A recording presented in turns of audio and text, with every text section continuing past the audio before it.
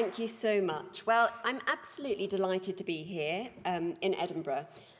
I have attended the previous incarnation of this meeting, the spring meeting, many times over the years and always found it hugely inspiring and very enjoyable. Which is why, when I received the email asking me to speak here today about my career journey, I felt very daunted. Particularly because my career journey has been such a zigzag. In fact, I would say it's been characterized by extremes, from success to failure, from moments of absolute clarity to long periods of deep uncertainty, and from motivation to frustration. And I think the point I would like to make this morning is that these extremes, in fact, these failures, they're not only part and parcel of an academic career, and they are, but they're more than that. More important than that, they're prerequisites for success. So, as Robert said, I am a clinician scientist. I'm about halfway through my 5-year fellowship, and I work at the Cicely Saunders Institute at King's. Perhaps the most obvious extreme in my career to date is that it's taken me from micro to macro, and you know I'm only saying this because it rhymes, from womb to tomb. And I'd like to start by telling you about some of my very first experiences of science, because in many ways they really set the scene for everything that has come subsequently. So I find it mildly ironic that for someone who spends their entire time now thinking about the end of life, my scientific career started with the very beginnings, when I did an intercalated BSc in developmental biology. So I was a medical student at UCL, and for one glorious year, I had the huge fortune of working very closely with two brilliant developmental biologists. They were giants in their field.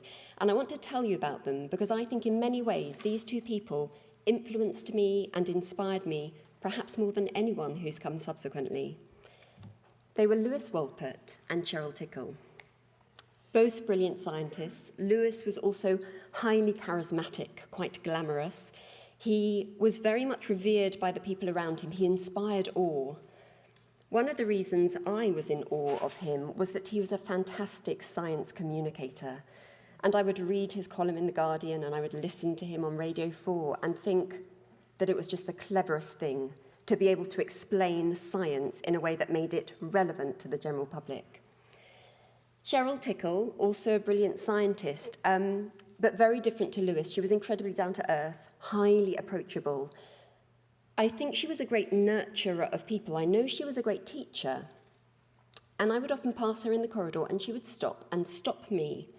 And she would ask me how I was getting on and what my experiments had shown.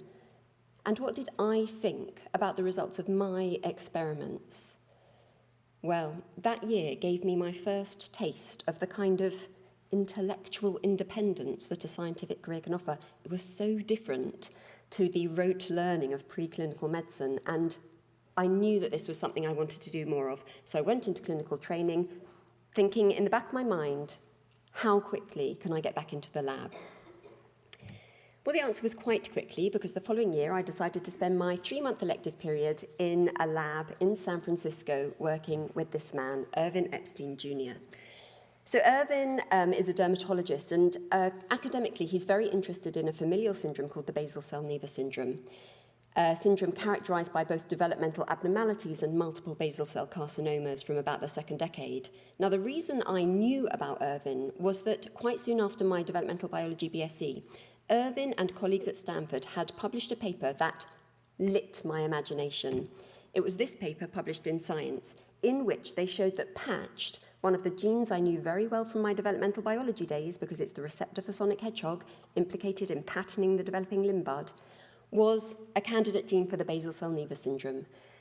And I found this link between developmental biology and cancer utterly compelling. It made so much sense. And so I went off to San Francisco, where I spent 3 months in Irvin's lab, essentially doing quite kind of monotonous PCR. Well, the science with Irvin was actually quite disappointing. My aim was to find new mutations in patched among kindreds with the basal cell Nevo syndrome. I found a grand total of no new mutations. But the experience in his lab was amazing. I loved it. I felt in my element, and I came back to England quietly confident that a career in academic oncology was going to be my thing. So I whistled through my house jobs and SHO rotation. I did a job at the Marsden, which confirmed to me that I wanted to be an oncologist. And I went pretty effortlessly, really, into a funded PhD at the Institute of Cancer Research, which is where things started to go wrong. So I went into a breast cancer lab, and at the time, this was 2003, a group from the States had published this big, splashy, game changer of a paper that had made everyone in the breast cancer world sit up and take notice. We had known for years that hematological malignancies contain a population of tumour stem cells, and if we target those tumour stem cells, patients had much, much, much better outcomes from treatment. People had hypothesized that a similar population of tumour stem cells might exist within solid cancers, but no one had ever been able to show that experimentally until this paper. So I was given this great PhD, which was essentially to replicate these findings and then take them further, work out what was making these cells tumorigenic and STEMmy, identify therapeutic targets, etc., etc. But nothing worked. Nothing worked, and in the end I spent probably around 20 months simply failing to replicate someone else's data. And in contrast to my experience in the States, where the science hadn't been great, but the whole experience was wonderful, this time I was pretty miserable. I didn't really know what to do. I didn't really understand if I could rescue my PhD. And I was completely saved by a chance conversation with someone I barely knew, a technician from a neighbouring lab. I think she probably saw me looking a bit miserable one day and asked me how I was, and I told her. And she said, "Catherine, you've got to make life easy for yourself. What you're doing is too hard, it's too ambitious." So I was trying to set up a new system using primary human breast cancer cells derived from pleural effusions. It was messy. She said, "Find an experimental system that you know works. You can ask the questions you're interested in, but ask them in a system that you know is going to give you some results." Well, it just so happened that at the Institute of Cancer Research at the time, there was a postdoc called Matt Smalley. So at the time, he was just setting out on his independent research career. He's now just been made a professor at Cardiff. Matt was interested in normal mouse mammary gland development, and in particular, whether a stem cell might exist within the mammary gland architecture. What Matt was doing was actually several steps removed from what I had been interested in. But that didn't bother me because I already knew that I loved developmental biology. So I took the knowledge and the skills that I had acquired from 20 months of failed experiments, and you learn a lot when things aren't working, and I applied them to the mouse development systems that Matt had already set up. So he did a very generous thing. He gave me the tools of his trade and allowed me to do the things I was interested in. Well, if I said I hit the ground running, it would be an understatement. The next year was phenomenally productive, in more ways than one, but I will come on to that. It was also exciting and joyful and fun. I felt as though I had the wind in my sails, and we did some very good work together and published 2 papers, which I want to tell you about very briefly. Well, the first was a methodological paper. It was born of serendipity, really. We found that one of the molecules I'd been interested in could be used to prospectively identify populations of luminal, myoepithelial, and non-epithelial cells from the mammary gland. Now, that sounds like a very obvious thing to be able to do, and it was, but no one had been able to do that before using live cells. So this methodological development really set the groundwork for subsequent work to identify stem cells. We then went on to use a variety of cell surface markers to tease apart these populations and try and hone in on a stem cell population within the mouse mammary gland. We used this assay, which is called the cleared mammary fat pad transplantation assay. Essentially, we injected into mammary fat pads that had been denuded of their endogenous epithelium our cells of interest, and then looked to see whether any transplants occurred. We found, so there were 2 main findings from this research. First of all, that there exists a hierarchy of stem cell activity within the mouse mammary gland. We found some populations which actually never gave rise to transplants. Some populations which did give rise to epithelial structures which had the histological hallmarks of mammary epithelium, but they were very runty. They were Those cells were only capable of limited proliferative potential. And we found that there were other cell populations which could produce transplants that grew and filled out the entirety of the mammary fat pad. Now, where it really got interesting was that we did a series of real-time RT-PCR to try and understand more about the identity of these cell populations. People had always hypothesized that because estrogen is the main mitogen in the developing breast, that any stem cell population would be ER positive. But we found that the complete opposite was the case. We found that the ER-positive cells were the least stemmy cells in the whole mammary epithelium, indicating for the first time a complete dissociation between estrogen receptor-positive cells and stem cells. Right. There's a reason that I've bothered to explain to you the results of some experiments which are now more than a decade old, and it's not because I particularly want to teach you about mammary biology. It's because I want to make the point that my fortunes reversed dramatically. This ended up being a really successful PhD. These papers have been cited hundreds of times each. I was back on track. The only trouble was I had come to the conclusion during my long months of contemplation that this wasn't the right track for me, and I'd made two very important decisions. The first was that I didn't want to be an oncologist. That was very much a clinical decision. I realized that the bit of oncology that I loved actually wasn't oncology at all, it was palliative medicine. And the second decision was that I didn't want to be a basic scientist. Now, that's harder to explain. I think it was multifaceted. But ultimately, I felt frustrated doing research where I couldn't see the clear benefit to patients. I think I felt guilty about having spent so much time and so much resource on something that just didn't work. Now, I know basic science is essential, of course it is, but I felt for me I needed to do research where I could see the clearer line to patient and societal benefit. And while I was wondering about what that might be, two things happened that completely took my career off its track. The first was that I had a baby. Well, I did say that that year had been productive. And the second was MTAS. Well, I don't know, some of you may not know what MTAS was, in which case, lucky you. As a result, I spent about 8 months without a job, unable to get a palliative care number, and really seriously considering whether my future lay in medicine, let alone academic medicine. Now, I just said that having a baby took my career off its track, and of course that shouldn't happen. But I think if you have any kind of a career break at a point in your career where it has little natural momentum, I was post-PhD and pre-training number, it makes it harder to build that momentum back up again. I did eventually get a palliative care training number in round 2 of MTAS, and I started my clinical training. A couple of years later, I had another baby. Well, this time, of course, my maternity leave didn't take my career off its track at all. In fact, I think that second maternity leave was the best thing that could have happened for my academic career, because it gave me space and time to think about what it was I really wanted. And I realized that what I really wanted was to do more research. But I didn't know how. I didn't even know if it was going to be possible. I had a basic science PhD. I was training in palliative medicine. You do the Venn diagram. And it was at this stage that I received some really brilliant, helpful advice. It was from an older, wise clinician who said to me, "Don't worry.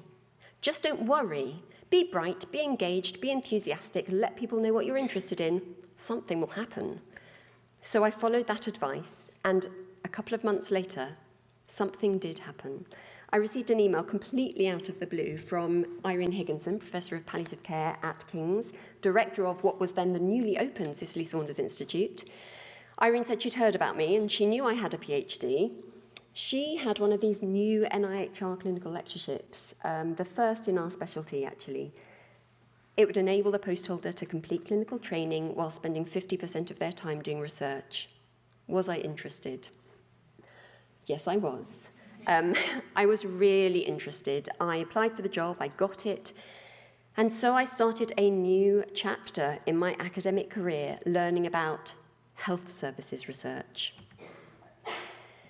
So at this stage, I think it would make the most logical story if I said that I had gone on to investigate how to improve end-of-life care for people who are dying from cancer. But people with cancer make up a minority of deaths in our society and yet use the majority of specialist palliative care services. This is a study we did early on in my clinical lectureship. We used national mortality data, death certificate data, to ask a very simple question. Who dies in hospices? Who gets access to hospice death? We found that still the vast majority of people in England who die in hospices have cancer, more than 95%. And if you look at the whole population, and particularly if you look at this bottom line, fewer than 1% of all deaths from non-cancer conditions occur within the four walls of a hospice. There are vast, huge inequalities in terms of access to specialist palliative care, and I knew I wasn't that interested in improving care for people who already got a relatively good deal. So I started thinking about where unmet needs were greatest. And it didn't take me very long to identify end-of-life care for people who are dying with dementia to be an area of huge societal need and very, very, very little research focus. We all know that our population is ageing. Dementia is now the leading cause of death for women and men in England. The number of people dying with dementia is going to treble over the next 20 years. And yet I knew from clinical experience that these people rarely access specialist palliative care services. And I also felt that the end-of-life care needs for people with dementia were being almost swept under the carpet in terms of the national policy dialogue. We had had a national end-of-life care strategy that said practically nothing about the needs of people with dementia. And we'd had a Prime Minister's challenge on dementia that said very little about end-of-life care. Tens of thousands of people die every year with dementia. They die symptomatically, slowly, and they're falling through the gaps in policies and not accessing services that might help them. So if people with dementia don't die in hospices, where do they die? Well, this was a really important question to ask because over the past decade, there's been a strong policy focus on death out of hospital as a marker of the quality of end-of-life care. We knew that England had one of the highest rates of hospital death in dementia in Europe, and I was interested in understanding how that had changed during the period that the National End-of-Life Care Strategy was active. So again, using national mortality data, we identified a cohort of people who had died with or from dementia, and we looked to see where they died. So the vast majority of people in England who have dementia die in institutions, in care homes and in hospitals. But we also found this quite interesting pattern where in the early 2000s there was a trend towards increasing hospitalisation in dementia, but in 2006 that trend reversed. Hospital deaths came down, care home deaths went up, and we linked to some area level data to show that care home bed provision, access to beds, is key to sustaining this trend. Well, on the surface, these data look relatively optimistic, and I think the policymakers liked them because you could interpret these data as evidence that the National End-of-Life Care Strategy had worked. But clinically, I saw evidence of increasingly aggressive end-of-life dementia care, and I realised that there had been so much focus on death out of hospital. No one was looking at what was happening to people with dementia before the last moment of their lives. No one was looking at patterns of care before death. And so I applied for an Academy of Medical Sciences starter grant, and that led to my NIHR Clinician Scientist Fellowship to investigate this question of transitions between care settings in the last months of life for people with dementia. One of the first things I was interested in exploring was emergency department attendants. I think we can all appreciate that the ED is rarely the ideal place of care for someone dying with dementia. So this time we used a linked data set. It was linked clinical and administrative data to investigate ED attendance among people with dementia. We found that ED attendance is common, that it increases exponentially towards the end of life, and in contrast to our previous data that showed that hospital deaths are going down in dementia, we found that ED attendance is going up over time, indicating that policymakers need to refocus their attention towards other aspects of the quality of end-of-life care not just the place of death. I keep mentioning these words, policy and policymakers, because research, even health services research, is useless unless it's used by people who have power to affect change. Ever since my PhD, I've been really interested in this question of the value of our research. How can we maximize the value of the research that we do for patients and for society? A few years into my clinical lectureship, I found myself at a bit of a low ebb. I'd found it hard to switch from one science to the other, very hard to build up any kind of momentum, and I was quite worried, really, about my academic future. And one day, just when I needed it, I was struck by a thunderbolt of inspiration. And it occurred while I was listening to Ian Chalmers speak about research waste.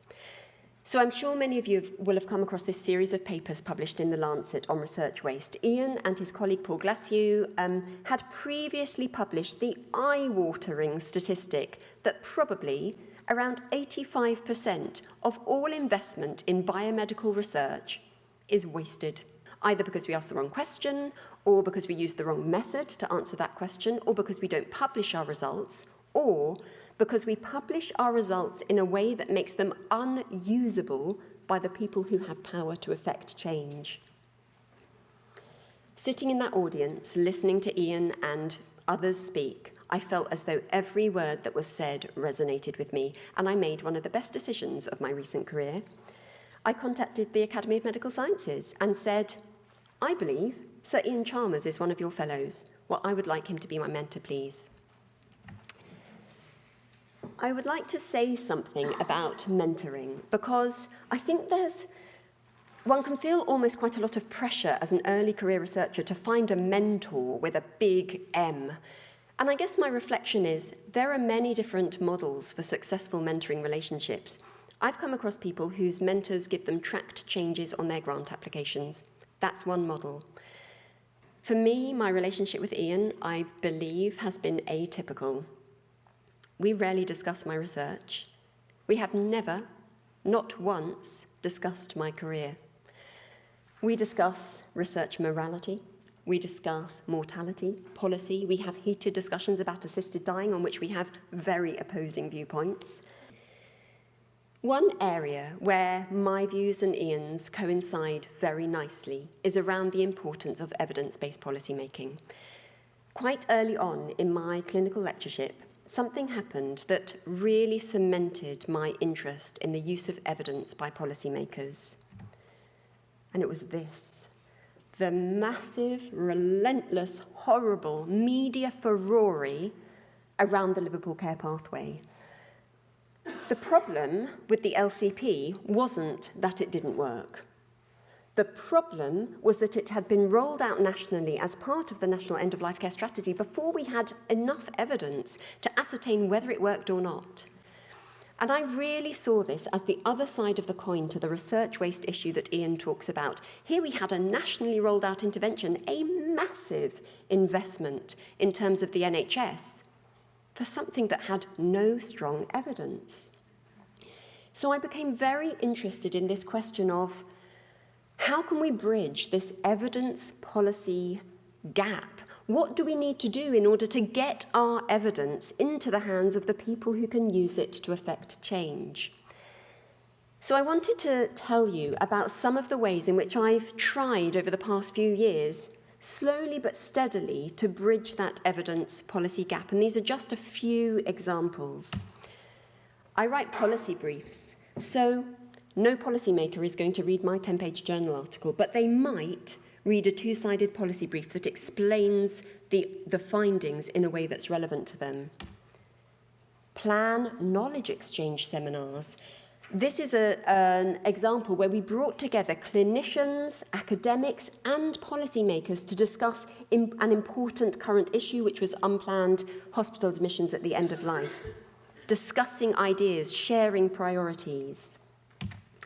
I also work very closely with colleagues from charities, in particular with something called the End of Life Care Coalition, which is a charity coalition, We've done many pieces of work together over the years, but this is just one example, an evidence briefing that we wrote on the emergency bed crisis and sent to about 300 parliamentarians. I think the point I'd like to make about this policy engagement is that, in my experience, it has a tendency to gather momentum quite quickly. A few years ago, I didn't know what a policy brief was. I certainly hadn't ever written one. Fast forward to now, I'm being invited to give talks at the Department of Health about evidence and policy, meeting parliamentarians. I've met ministers responsible for end-of-life care. And I think together with policy engagement is public engagement, because public opinion drives policy priorities. And again, my message would be, these activities gather momentum. I started off tweeting and blogging to a small handful of followers. This year, I was asked to write a piece for the BBC News, which had a vast global readership.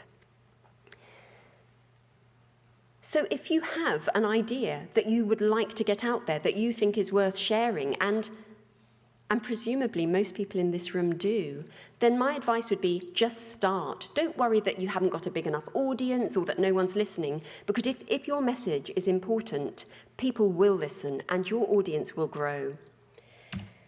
Okay, I couldn't give a talk like this without speaking a bit about my MedSci life, how I managed to balance my work with my life outside work. So with the proviso that I'm actually still figuring out how to do this, I will tell you a little bit about my MedSci life, because I referred very obliquely to having had 2 babies. Well, they're not babies anymore. That's me in the middle, in case you couldn't tell. So I have 2 sons who are 9 and 12. This is a photograph which we took earlier this year in the Lake District. We just got to the top of Helvellyn, which felt like a massive family achievement. Obviously, I'm showing this photograph because it makes me look like a brilliant parent who does interesting and outdoorsy things with her children. There's not a screen in sight. Whereas in actual fact, the day-to-day reality of my parenting is much more like this. Because it's hard to balance work with life outside work, whether that's parenting or triathlons, and it involves compromise. But here's the thing. So do all interesting and important careers. Clinical academia isn't unique in this respect. And I think that clinical academia does have unique advantages over other important and interesting careers, namely autonomy and flexibility. So yes, it can be hard, and yes, I make compromises, and if you're interested, I will tell you about the texts I was sending at 5 a.m. this morning to try and make sure my children had the right bits of kit, and et cetera, et cetera. But the important point is that these compromises that I make every day at work and at home, they're under my control and they're my choice. So I often do extra work in the evening after my children are in bed. That's my choice. I also usually leave work before 5 o'clock every day so that I can pick these boys up from school. That's my choice. Don't underestimate the benefits of flexibility and autonomy that clinical academic careers can provide. Okay.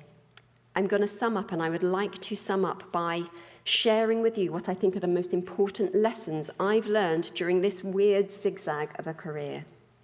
1, embrace uncertainty, because you can't plan life and you can't plan careers. Careers only make sense in retrospect, and sometimes not very much sense. So embrace uncertainty and allow the future to take you to interesting, unexpected places. Enjoy these temporary destinations, and if you're not enjoying them, move on. 2, be honest about what you want, with yourself as well as with the people around you. It took me a while to realize I didn't have to be the same as all my colleagues. I didn't have to apologize for my basic science background. Actually, it might be a strength and not a weakness. Carve your own path. 3, be courageous, be ambitious, go for the big questions. One of the joys of academia is intellectual independence. Use it. And 4, don't worry. Be bright, be engaged, be enthusiastic, let people know what you're interested in, talk to people. Tell them about your ideas, explain your plans, your career aspirations, your motivations, allow yourself to be challenged. Looking back, I realize I went through a period of time where I felt worried, actually quite inadequate because I didn't feel that I had a mentor. Well, of course, I now realize I've had many. And from each one at different stages in my career, I've learned something valuable and unique. The importance of engaging and educating to inspire, the importance of taking risks, the importance of generosity, of being courageous, of being determined. And I think the thing that I have learned from all of these people, in fact, probably the thread that holds the pieces of my zigzaggy career together, has been the importance of identifying my own motivation. The thing that sustained me is that I have a clear sense, a sense which is born from failure, of what it is that motivates me, what it is that I want to achieve, and the difference that I want to make. And I think if you can identify that, then you will find that the failures and the bad times and the low ebbs that will inevitably happen along the way, well, they'll not only be easier to bear, but that you'll be able to use them to drive your next success. Thank you.